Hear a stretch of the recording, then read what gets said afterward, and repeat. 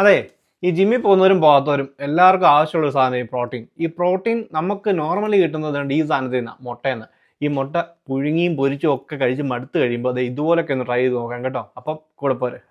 ഇതാണല്ലോ ഇപ്പോഴത്തെ trend, air ഫ്രയറിനകത്ത് മുട്ട പുഴുങ്ങുന്നത് വെള്ളമൊന്നും ഇല്ലാതെ. എന്നാൽ നമ്മളായിട്ട് തന്നെ കുറയ്ക്കുന്നേ, നമുക്കും അങ്ങനെ തന്നെ ചെയ്തേക്കാം. വെള്ളം തിളപ്പിച്ച് 10 മിനിറ്റ് കൊണ്ട് മുട്ട പുഴുങ്ങിയെടുക്കുന്ന ഞാൻ ഇന്ന് 14 മിനിറ്റ് എയർ ഫ്രയറിൽ 150 ഡിഗ്രി ഇട്ട് നോക്കിയിരുന്ന് മുട്ട പുഴുങ്ങിയെടുത്തു. അത് കഴിഞ്ഞിട്ട് ഒരു 5 മിനിറ്റ് തണുക്കാനും നോക്കിയിരുന്നു. എന്തോരം ഒന്ന് ട്രൈ ചെയ്ത് നോക്ക്, സംഭവമൊക്കെ സക്സസ് ആണ്, പുഴുങ്ങി കിട്ടിയിട്ടുണ്ട്. അപ്പം നമുക്കിനി വേണ്ടത് മല്ലിയിലയും പുതിനയിലയും ചുമന്നുള്ളിയും പച്ചമുളകും ഇതെല്ലാം കൂടെ ചേർത്ത് ഇച്ചിരി ഉപ്പും കൂടി ഇട്ടിട്ട് ഒന്ന് അരച്ചിങ്ങെടുക്കണം കേട്ടോ.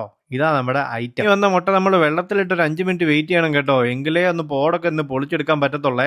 അത് കഴിഞ്ഞിട്ട് ഇതുപോലെ ഒന്ന് 2 പീസായി കഴിഞ്ഞിട്ട് നമ്മളിപ്പോൾ അരച്ച് വെച്ചിരിക്കുന്ന സാധനം ഉണ്ട് നെഞ്ചത്തോട്ടം കൊണ്ട് തേച്ചിട്ട് അങ്ങോട്ട് നിരത്തി അങ്ങ് കൊടുക്കണം കേട്ടോ. നിർബന്ധമെങ്കിൽ കുറച്ച് വെളിച്ചെണ്ണ ചാലിച്ച് കഴിഞ്ഞാൽ കുറച്ചും കൂടെ ടേസ്റ്റി ആകും. പക്ഷെ ഞാനത് തേച്ചില്ല.